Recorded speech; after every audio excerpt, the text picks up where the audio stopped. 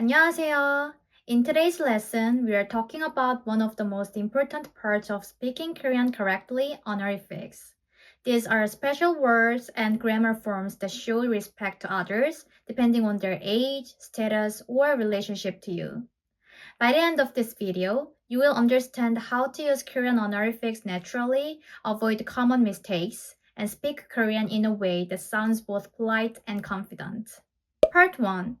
What honorifics are and why they matter in Korean culture. So, what are Korean honorifics?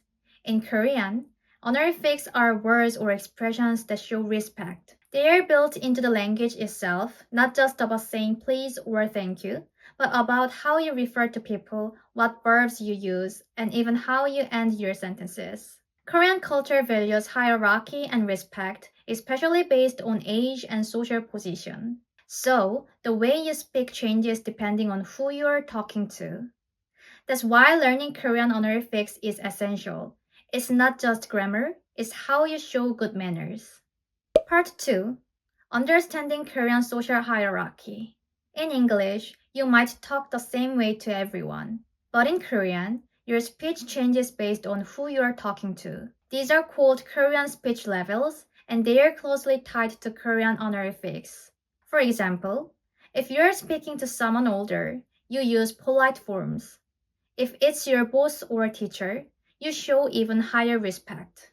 With close friends or younger people, you can use casual speech. The three big things that affect how you speak are age, older people get more respect. Status, like your teacher, boss, or someone in a higher position. Relationship, how close you are to the person. Once you know where you stand in the relationship, it becomes easier to pick the right level of speech. Part 3. Common honorific titles. Let's start with titles, one of the easiest ways to show respect. 선생님 means teacher. You can use it after someone's name like 김 선생님. 사장님 means boss and literally refers to the head of a company or business. 어머님 is the respectful form of mother, and 아버님 is the respectful form of father. These are used when referring to someone else's parents or when speaking politely to your in-laws. For your own parents, 어머니, 아버지 are also polite, but 어머님, 아버님 add an extra level of respect. Similarly, 할머님 is a respectful form of grandmother. When in doubt, add 님 at the end of someone's title or position. For example, 고객님, 감독님, 기사님. Part 4. Korean honorific nouns and expressions. Honorifics also appear in nouns and everyday words. For example, 집 means house, but when talking about someone else's house respectfully, you say 댁. 말 means speech or words, but the honorific form is 말씀. 이름 means name, and its honorific form is 성함. 밥 and 식사 both mean meal. The honorific form is 진지, usually used for elders. 나이 means age, and its honorific form is 연세. This is also used for elders. So instead of 선생님 집, you can say 선생님 댁. It shows more politeness and care. Part 5. Honorific verbs and verb endings. Now, let's look at Korean honorific verbs and verb endings. Both help you sound respectful when you speak Korean. Honorific verbs. Some Korean verbs have special honorific forms that you use when speaking to or about someone you respect. For example, 먹다 has the honorific form 드시다. You say 드세요 when speaking politely. 자다 has honorific form 주무시다. You say 주무세요 to someone older. 있다 has the honorific form 계시다. You can say 계세요 in polite speech. These verbs are not changed from the regular ones. They are different verbs used specifically to show respect. Polite and honorific verb endings. You can also make regular verbs polite just by changing their endings to 세요. For example, 가다, 가세요, 하다, 하세요, 앉다, 앉으세요. And in very formal settings, like the news or workplace announcements, you will hear endings like 십니다. For example, 사장님께서 오십니다. The boss is coming. Using 세요 or 십니다. Endings makes your sentence sound more respectful and polite. And if you noticed the word 깨서 in this example, that's another way Korean shows respect. We'll talk about it next. Part 5.1 Honorific particles. We've talked about honorific verbs, but Korean also uses special particles to show respect. These are small words that come after a noun. Here are a few common ones. First, 깨서. This replaces 이 or 가 when you're talking about someone you respect. For example, 선생님께서 오셨어요. The teacher came. 사장님께서 말씀하셨어요. The boss spoke. It sounds more formal and respectful than just using 이 or 가. Second, 깨. This replaces 한테 or 에게, meaning to someone. For example, 선생님께 드렸어요. I gave it to the teacher. 할아버지께 전화드렸어요. I called my grandfather. It's a polite way to show respect to the person receiving the action. Third, 깨서는. This is a combination of 깨서 and 는, used when making someone the topic in a respectful way. For example, 어머님께서는 잘 지내세요? How is your mother doing? You don't need to use these all the time. 깨서 and 깨 are the ones you will hear most often in daily polite speech, especially when talking about someone older or in a higher position. If you're finding this helpful so far, make sure to stay until the end. We'll do a quick Korean honorific challenge to test what you've learned. Part 6. How Korean speech levels work. Korean has different levels of formality called speech levels that match your social situation.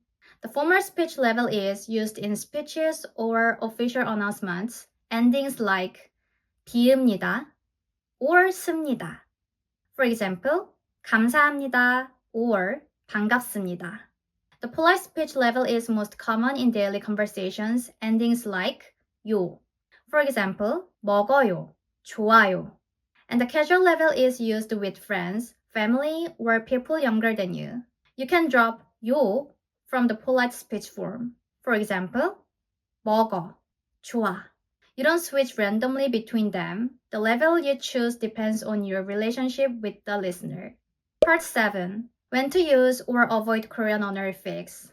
So, when should you use Korean honorifics and when should you avoid them? Use them with elders, strangers, teachers, and your boss. It shows respect and keeps the conversation polite. Avoid them with your close friends or younger siblings. Too much formality can sound distant or awkward. But here's a tip. When in doubt, go polite. Using honorifics too much is better than not enough, especially if you're new to Korean culture. Part 8. Common mistakes learners make with honorifics. A common mistake learners make with Korean honorifics is missing up politeness levels. For example, saying 선생님 밥 먹어? To your teacher. It's grammatically fine but too casual. The correct version is 선생님 밥 드셨어요? Or 선생님 식사하셨어요? When talking to elders, Koreans also use specific honorific nouns and verbs like 할아버지 진지 드셨어요? Grandpa, did you eat? Another mistake is forgetting to use 깨서 when speaking respectfully. For example, instead of 아버님이 말씀하셨어요, the more respectful form is 아버님께서 말씀하셨어요. And some learners use 님 after a first name, like 민수님. That's not natural in daily conversation.